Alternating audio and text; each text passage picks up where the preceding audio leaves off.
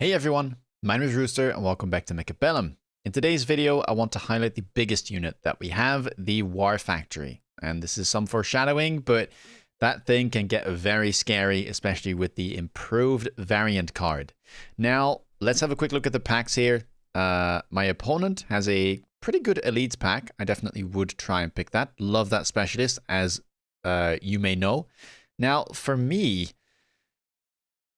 it's a bit of a tough one. There is a speed spec available, and honestly, it seemed like a fun pack to me. I wanted to try and switch things up here, play a little bit of aggressive storm positioning, and with speed spec, definitely should be possible. So that's what we end up picking. We get a nice slab of hit points, right? Same as my opponent. And it seems like we'll be in somewhat of a mirror, where my opponent opted to go for the Stormcaller and Fang pack that I mentioned with the Elite Specialist. Now on round 1 here, I definitely want to grab myself some Crawlers. It's good against Fang, and it's good as a distraction against the Stormcallers. I would expect my opponent to go for the blue Arclights. It's really good into both Crawlers and into Hounds, so that seems like a no-brainer to me. I'll be positioning relatively aggressive here, as I said. We'll try and pair up the Stormcallers with their own Hounds as the chaff clear.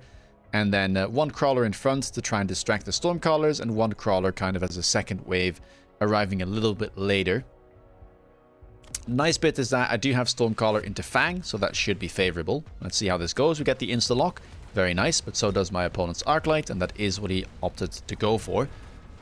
Stormcallers should do a decent job here. Lots of good targets to aim for, and the Hounds are trying their best, but yeah, those level 2 Arclights on round 1 are absolutely nasty to deal with. Very tanky, and only a couple Hounds managed to survive.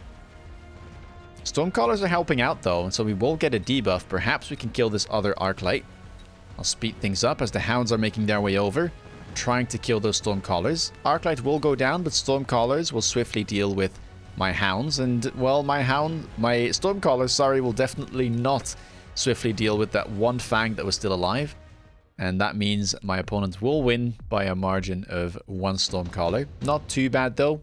Elite on round 1 is very powerful and hard to beat. And here on round 2, we get the important card for this game. Elite Phoenix, honestly, a bit too expensive. Elite Rhino, same thing. And Photon Coating, I don't really see what to do with it. I don't really have any tanky units currently that would be happy to have that item. But Improved Factory, I'm thinking, okay, into Arclights, typically you'd want to build something like Fortress. And I would expect my opponent to buy Arclights here, because that's what I would do, right? If I'd be playing into Crawler Hound, then on Elite seems like a good entry ticket to carry Arclight. And, well, Improved Factory is a really, really good card, and something that can definitely deal with Arclights. In fact, I think the card is so good, I can probably just pick this now, build it like 4 turns from now, and still be kind of fine if I just prioritize the range. Because keep in mind, it does get that 10 extra bonus range, 40% bonus HP, 15% attack, and it also decreases its attack interval. Now, it does cost 1,000 outside of the unlock cost, but that is an insane ball of stats. And that is kind of going to be what I set my board up for. For now, we're going to just focus on the rounds ahead. And I think the best thing I can do here is level up my Stormcaller for a bit extra damage, grab another Crawler and another Stormcaller on the left, and try to get these insta-locks to happen, and kill the enemy Arclights that I was expecting. I don't have any anti-air here, but I knew my opponent is Elite spec, and round 2 buying air units on Elite is not that easy. And so we make a bit of a gamble there, but it seems to pay off. Let's see if this Stormcaller can do more work with the level, perhaps take home a win for us on the second round. Just going to be a bit of a Stormcaller battle here. Looks like we aren't quite favored, and we do end up losing after all. Again, that pesky Stormcaller pack on the left manages to take the win. We enter round 3. Additional deployment slot here is available. Now, my plan was to buy Phoenixes, because I am a little bit concerned about anti-air, and if I buy WARFACTOry, I will need something that can kill air units, because I currently do not have any spawn techs on my factory. I've got battle techs, so I need to make sure that I can at least deal with any air threat to some extent. Otherwise, my opponent will simply buy air units and my factory will be completely helpless. Opponent does pick up the additional deployment slot, but I did some math and I really wanted to get double Phoenix. So I was in a bit of a pickle. Then again, picking additional deployment slot, really valuable this early on. I probably won't be able to buy the factory for at least 2 or 3 more turns, and getting a bunch of chaff is going to be crucial. So I might have to go for a different plan. Not buy double Phoenix this round, but instead go for something like double chaff and a Phoenix, and that does look to be the case. We opt to go for the 1 Phoenix, and then I imagine I will be picking up 2 more packs of chaff. Opponent here has unlocked Mustang and decides to go for another Fang for now. And I will simply decide to go for another Hound on the left side, kind of get a symmetrical board state, should help me with a little bit of chaff clear, and go for a Crawler as well. The Crawler will be going all the way in the back, and now we've got at least a 3rd wave of chaff. And again, I'm kind of setting up my board, right? Opponent is doing a pretty similar thing, buys 2 more arcs. I'm quite happy he hasn't clicked range yet, because I think that would be very problematic, but it is expensive for Elite to get that this early. And so for now, I think we should still be in a good spot. Stormcallers are very, very good here. And the Phoenixes are doing a pretty decent job as well. And with only a couple Fangs remaining, I think we should be able to just get a default win here, thanks to those air units we picked up. All we have to wait for now is the Phoenixes to make their way over. They do get enough experience to level up. That's always the nice thing about playing into Elite. Your units will easily level. So there we go. Round 3, we finally start punching back, and the hit points are almost equal as we enter round number 4. And this is where we get free units. Now, Phantom Ray here doesn't look that appealing. I already have Phoenixes myself, and I don't believe in that unit in the long run. I want to get something a bit more secure as my anti-air, so I think I'm just going to fix on the Phoenixes. Steel Ball, not the best. I think it would open up the door to something like Charge Shot. Arc and Saber, I could play it.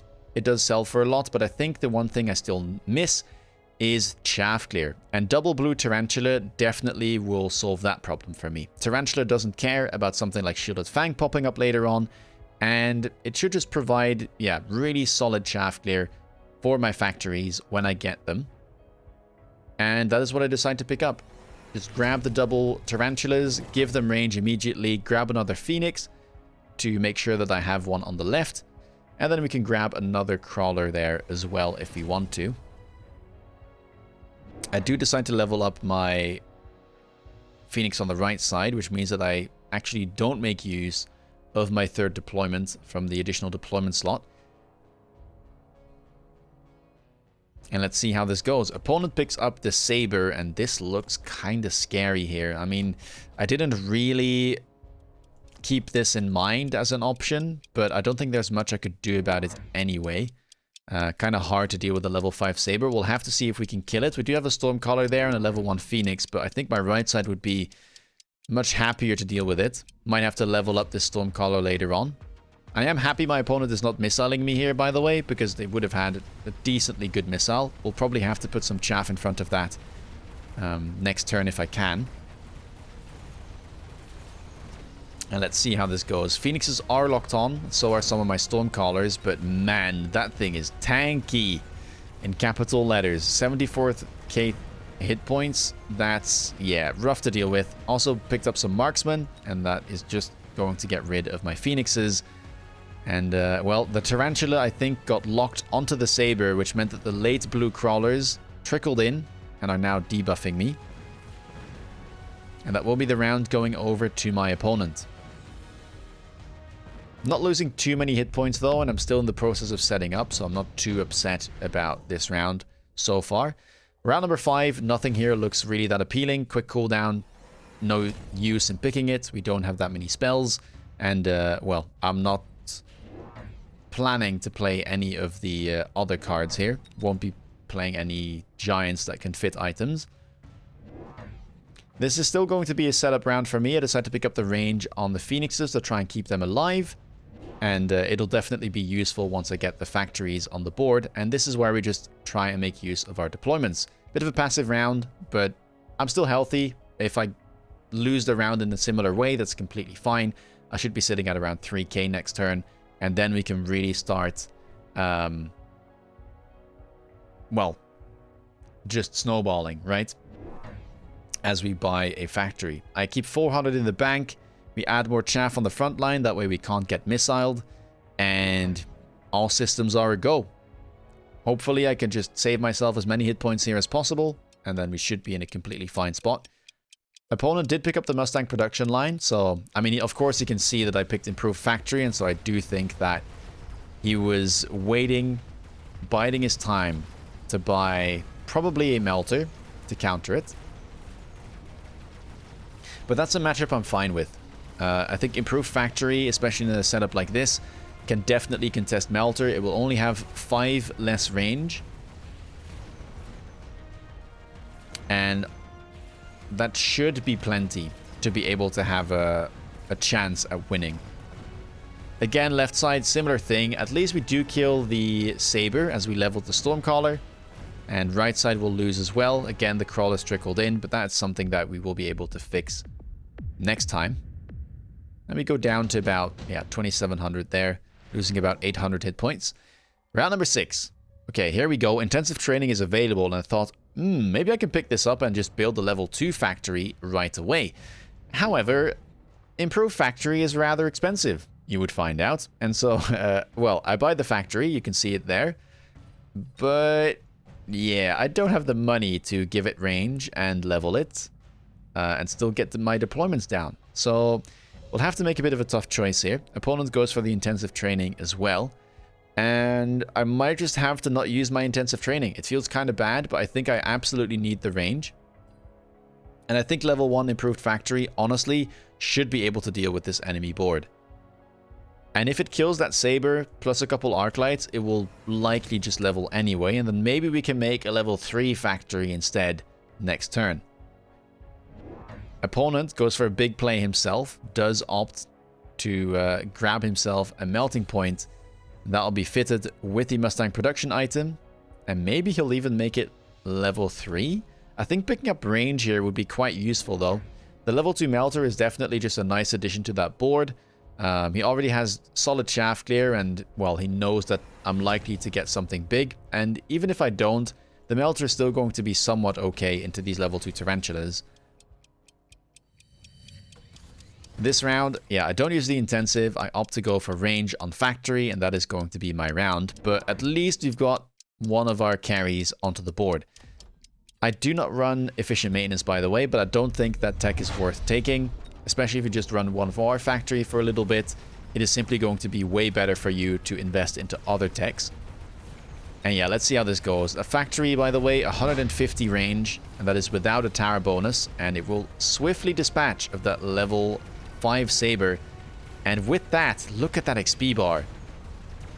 Almost leveled already, and it's on full health, so I imagine it will be able to level up. There we go.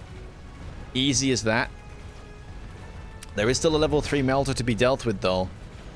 We'll have to see if we can do anything meaningful here. Tower should fall.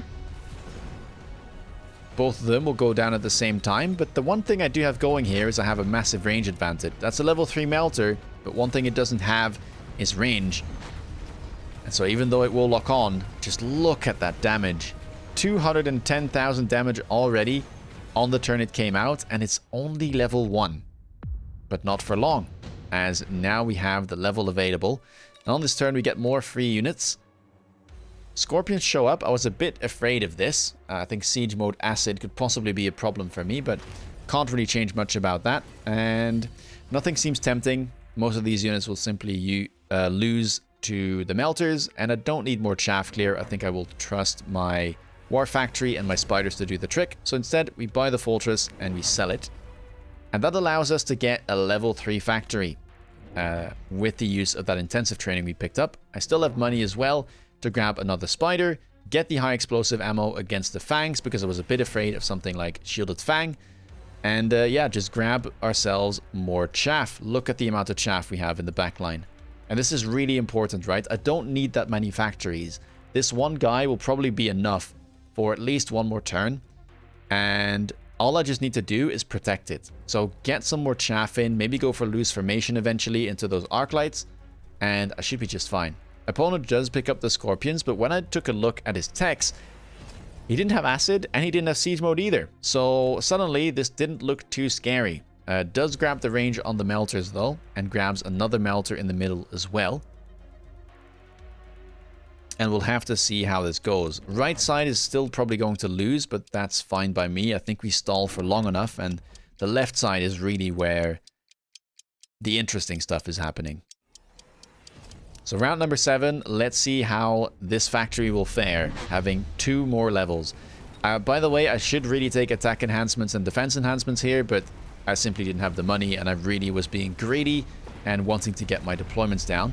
We of course click temp range, which means our factory is sitting at 165 range, only 5 less than those melters, and it hits like a truck. It fires every 1.6 seconds from each of its 4 guns, and each shot deals 25k damage, and that is what that looks like. Those are level 2 melters, by the way, and just look at them go. They can only lock on for a moment. They have to get through 600k hit points, and meanwhile they are getting blasted by this factory. Tower here might go down, but yeah, the DPS is simply through the roof, and a really good timing there on the kill means that this factory will prevail and even be able to level up yet again. We don't do too much damage though. The only thing that really survives is the factory, but things are not looking too bad, I would say. Round number 8, Acid Blast is available, and I would imagine my opponent goes for this. We'll likely have to shield the left side, which I think should be fine. The factory doesn't wander too far forward, so not too afraid of that spell. And instead I decided to go for the Vulcan's Descent, and I was trying to go for a cheeky play here with the Vulcan onto the oil, but you can already see my opponent start shielding. I think this was a bit of a misplay by me. I didn't really think through the fact that Acid Blast was available, and it could be scary for my opponent if I do land it myself. So putting the shields down makes a lot of sense, and so going for this cheese play with the Vulcan on that turn is not the most logical thing. And you will see this doesn't achieve that much, but it is a rather expensive play. So I should have done something else.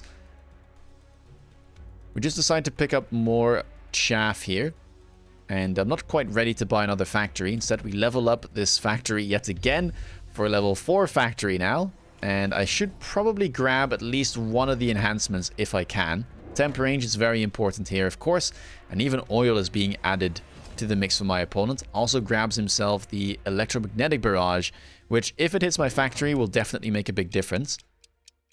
Things are looking quite scary here. We'll have to see how this round goes. Temp range obviously being picked up from my opponent as well, and look at the amount of fangs that he's picking up. Oh, I'm happy I have the tarantulas with HE already, but shielded fang there could be problematic. We do set a little bit on fire, but I don't think it'll kill too many fangs. And yeah, that's definitely not worth the cost of that play. Crawlers are getting in slowly though. I think loose formation still could be useful to click. Stormcallers are doing a good job as well. I was considering clicking something like Electromagnetic Explosion on top of things, trying to EMP those melting points in return. But yeah, oh, really good barrage there. Will disable my factory, and now it will run into the acid, and so the melters will have no issue killing it. Stormcallers are still alive, but I think against those high-level melters, it'll be a little bit too tall of a task. And round 8 will firmly be going to my opponent. We luckily have a good amount of hit points still, but I can't lose too many rounds like this. And now we enter round 9. EMP is available, so that's a quick pickup. Cheap spell, has a lot of impact in the late game. Opting to use it on the left side there. And here I decided to just sell my factory. Reason being, I have intensive training available again, and I don't fancy getting through this acid and oil one more time. So instead, let's go for a surprise play. My opponent, I saw, didn't have a melter on this side, and even if he adds one, it's relatively empty. And I can just yeah, snowball the right side pretty hard here. I had a crawler on the shallow flank, that way he can't get an easy lock on to my factory, and I added 2 factories to the board, one of them level 2. Still have 1350 available, by the way. I think I had 3.8k resources to play with. Of course, we're loaning temp range, temp speed now, also very important, as we are making a beeline for that right tower. Yeah, beaconing them in like so. And at this point, I was wondering, okay, I've got a couple of options. I can go photon coating if I want to. I can go overload if I want to. Or I could go missile interceptor. Overload is quite good to run down my opponent, but I'm a little bit afraid of the EMP. And so I was kind of debating between photon and intercept. But photon is not going to be that useful if, say, I sell this next turn and then I try to play the long range game again. So instead I'll go for the missile intercept and try to just intercept the EMP missiles. There's not much else on the board, and with 2 factories, I should be able to intercept them and stop the factories from getting slowed down and also lose their techs. And that's going to be the tech that we go for. We get EMP on the left, so the spider will be a bit unhappy, but yeah, my opponent is in for a bit of a surprise as suddenly 2 factories have shown up on the right side. And that melter will lock on, but as you will see, this thing fires very quick. And it will find the way to the tower. And with 500k hit points and a 9-second debuff, that's simply not going to be enough for the melter to take it down. And now we're DPSing the big melters in the middle. That level 4 gone already. The level 3 up next, gone as well. And now we're making our way towards that left tower. And the nice thing here is I'm using the acid and the oil from my opponent to my advantage, right? It's stopping him from getting to my tower fast, and now he has to just, yeah, sit in that acid himself. And that's a big play. We weren't dealing so much damage before, but 2 factories alive, a spider, some phoenixes, and some stormcallers. Now we're really starting to hurt. And that'll send our opponent down to 1,050 hit points. Route number 10 shows up. And here we have more free units. Now, I was a bit afraid here of Raiden. I am not going to lie. I think ionized Raiden definitely could have been a problem. Keep in mind, ionized Raiden does not care about something like photon. It will still work nonetheless. And here I opt to go for the Overlord. Main reason being I can sell one, and the other one is just a cheap way of getting photon without having to tech it on my factory. And that leaves some money in the bank to grab a 3rd tech on the factories with launcher overload. And here I'm just opting to stay on the same side. I think that I should be able to power through. I've got a level 3 factory now. And yeah, this just looks good to me. I can add a crawler here as well. Add some more chaff behind these factories to run in. We get the temp speed, the temp range, and we use the same beacon. It's going to be hard for my opponent anyway, because he kind of has to guess where everything is going. I could sell again. I could go onto the left side. Not that easy to commit. Opponent there goes for the Mustangs, which I definitely think is a mistake. Also opting to go for the missile intercept, which isn't going to do too much. My Stormcallers are useful, but they're not the main threat. So yeah, I definitely do think that this is a mistake on the final round for my opponent. And yeah, let's see how this goes. Factories moving in. The Fangs still don't have shield. I think there definitely should have been Fang shield clicked here as well. And so here we go.